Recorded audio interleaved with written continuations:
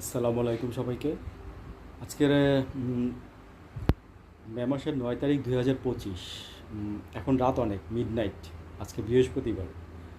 So আজকের রাতটা আপনার বলতে পারেন আমাদের পাশাপাশি তিনটা কান্ট্রির জন্য মানে বলবো যে একটা যারা একটু নিউজ পছন্দ করে তারা জেগে আছে। সো তিনটা দেশে কি হয়েছে আজকে দেখেন। ভারত পাকিস্তানে অলরেডি যুদ্ধ। আজকে আপনার পাকিস্তান অ্যাটাক করছে। মানে পাকিস্তান রাত 10টার পরে অ্যাটাক করছে। ওরা আগেই বলছিল যে রাত 9টার পর থেকে ওরা আজকে অ্যাটাক করবে, এবং এমনভাবে অ্যাটাক করতেছে ওরা মনে করেন আপনার এই জম্মু কাশ্মীর প্লাস আপনার আদার্স কয়েকটা প্রদেশ মিলে প্রায় 14টা ইয়াতে আপনার এলাকায় বলতে পারেন ওইখানে আপনার এমনভাবে আপনার আঘাত হানতেছে। যুদ্ধটা এখনও চলতেছে। তো ইন্ডিয়া জাস্ট প্রতিরোধ করতেছে প্লাস চাচ্ছে ইয়া করার, এর মধ্যে অনেক কিছু হয়ে গেছে, অনেক ক্ষয়ক্ষতি হয়েছে। আচ্ছা, এইগুলো ইন্ডিয়া পাকিস্তানের দুইটা বিষয় বললাম। তো আমাদের দেশে কি হচ্ছে? আমাদের দেশে যেটা হচ্ছে সেটা হচ্ছে যমুনায় আপনার এই আওয়ামী লীগ নিষিদ্ধের দাবিতে আপনার ওইখানে অনেক লোকজন প্রচুর হয়েছে।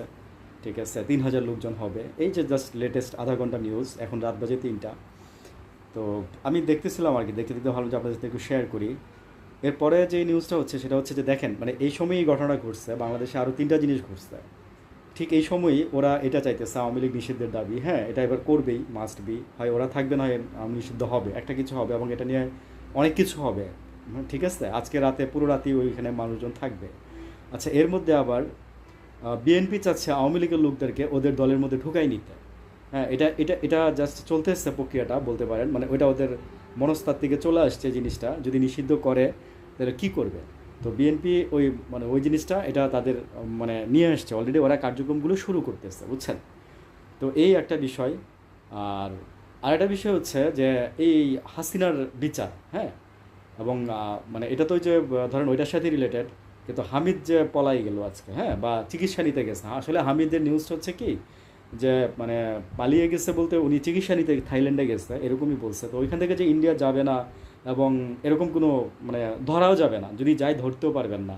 তো এই সময় ওনার আবার একটা মামলাও আছে। ধরেন মামলাটা হচ্ছে কেউ একজন করছে, বলতে পারেন যে হয়তো বা এরকম কোনো তথ্যভিত্তি নাই, আবার থাকতেও পারে। ঠিক আছে, তো এই এই তিনটা জিনিস অ্যালাইন করলে কি বোঝা যায় আমি আসলে একটু ভাবতেছিলাম, তাই একটু শেয়ার করলাম। এর পিছনে আবার আরেকটা ঘটনা আছে। তো সেটা হচ্ছে আবার ইউনূস সাহেব আজকে এই মাসেই বলছে, প্রথম দিকে বলছে যে এই মাসে হাসিনার বিচার কার্যক্রম শুরু হবে। ঠিক আছে, তো এই মাসে যদি হাসিনার বিচার কার্যক্রম শুরু হয়, তো সব কিছু মিলে আজকের এই রাতটা আমি জাস্ট মেমোরাইজ করে রাখলাম। দ্যাটস ওয়াই আপনাদের সাথে আজকে একটু কথা বললাম। আসসালামু আলাইকুম।